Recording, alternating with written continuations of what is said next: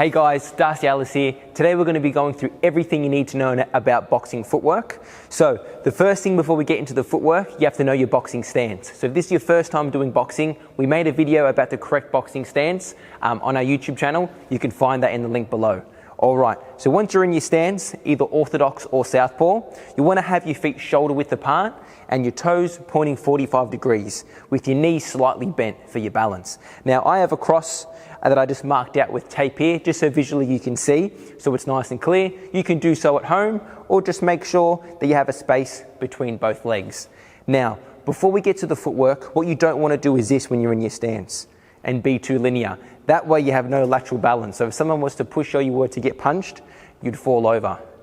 So one foot in front of the other, whether you're orthodox or southpaw, and make sure you have a little space between the legs. And as you can see, the tape's between mine. All right, so once you're in your stance, we're going to talk about moving forward and moving back. So when you move forward, you want to lead with your front leg. Because I'm an orthodox boxer, which means I'm a right-hander, my front leg's my left leg. So move forward with your front leg, a small little step, and then follow with your back leg like so. So all the moves in boxing, they're always a 1-2 movement. Now when I'm going backwards, same but different. I'm going to lead with my back leg because I'm going backwards and follow with my front leg. 1-2. Now if you just notice what I've done there, the steps aren't great big huge steps. Now if you do that like this, you're going to lose your balance. We want our feet always to stay as close as shoulder width as possible. So the first step's going to be a little bit greater than shoulder width, and then back to shoulder width. That's forward and back, nice and easy. 1-2, 1-2, just like so. Now practice that a few times till you get used to it, and then you can start making it more into a rhythm. So it's not 1, 2, it comes out together. Just like you're walking down the street. 1, 2, and you're in your stance. 1, 2, and you're in your stance. So that's a linear, forward and back. Now we're going to go through side to side. Now, similar deal. When I want to go out to my lead side, again, because I'm a right-hander, my lead side's going to be my left.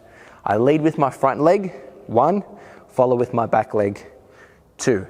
Now, when I want to go to my back side, for me, it's my right side. Lead with my back leg or my right leg, 1, 2, just like so. Do that one more time. 1, 2, in my stance. Now you don't see the tape here, but there is a space between my legs. To the back side, 1, 2. Now, common mistakes I see all the time in the boxing gym, people crossing their lines. So what that means, if you're going forward, you're doing this, or you're bringing your feet closer than shoulder width apart. Now what that does from here, gives you no balance. If you were to get pushed or to get punched, you lose your balance and you become out of your stance. Now, again, same thing side to side. If I'm going to my back side, I don't want to lead with my front leg and do that. Or if I'm going to my lead side, I don't want to lead with my back leg and do that. Cross the lines. Always keep that space between your legs. All right, next thing we're going to touch on, that was the steps. Now we're going to practice walking in your stance. So making it a little bit more into a rhythm. So I'm going to start back here and just practice walking forward. Now the key word here is walking. So you want to make it like a walk. So if you're walking down the street, you don't go stop, stop. You put one foot in front of the other and you don't think about it. Same thing with your stance. Now it's going to take practice for it to come natural, but practice makes perfect. In your stance like this, little 1-2 steps, you just do it continuous. When you get to the end of your mark, and then from there, we're going to go backwards, leading with that back leg. Little steps back. Just like so. Practice that a few times forward and backwards. Get nice and comfortable with it. And that's the idea. Now again guys, if you notice my steps are nice and short. Just like if you see athletes, if they're doing any agility work and they're going around the cones, they don't take great big steps all the time. Their steps are nice and short. And same thing with boxing. Because it is a sport that it requires a lot of agility and a lot of kind of fast twitch fibers for your reactions, we want our steps to be short so we can change direction at any point. So little steps from here, then I can go back, I can go forward, and then you can play around with it.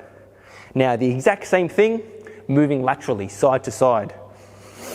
So in your stance, going out to my lead side, little steps till I get to the end of my mark, and then back the other way. Little steps, that's it. I can change direction at any point.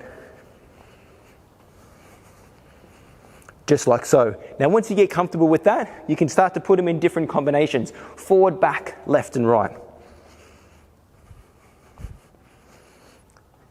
And that's the idea. Just like when you're working the bag or you're in a realistic boxing situation, it rarely stays still, or the person rarely stays still and stays hit me. Even when you're working the heavy bag is going to move.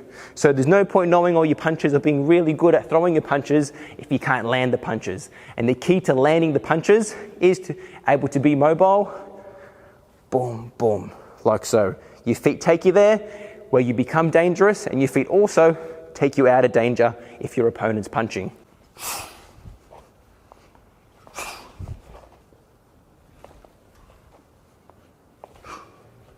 The last thing we're going to touch on is skipping in your stance. So all these fundamentals always remain the same, but you can do them at different rhythms. The slowest rhythm would be the step.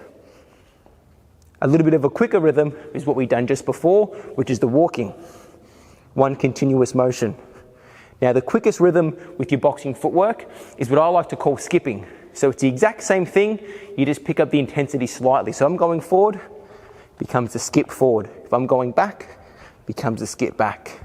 I'll show you side to side if I'm going to the side, and same thing to the other side, my back side.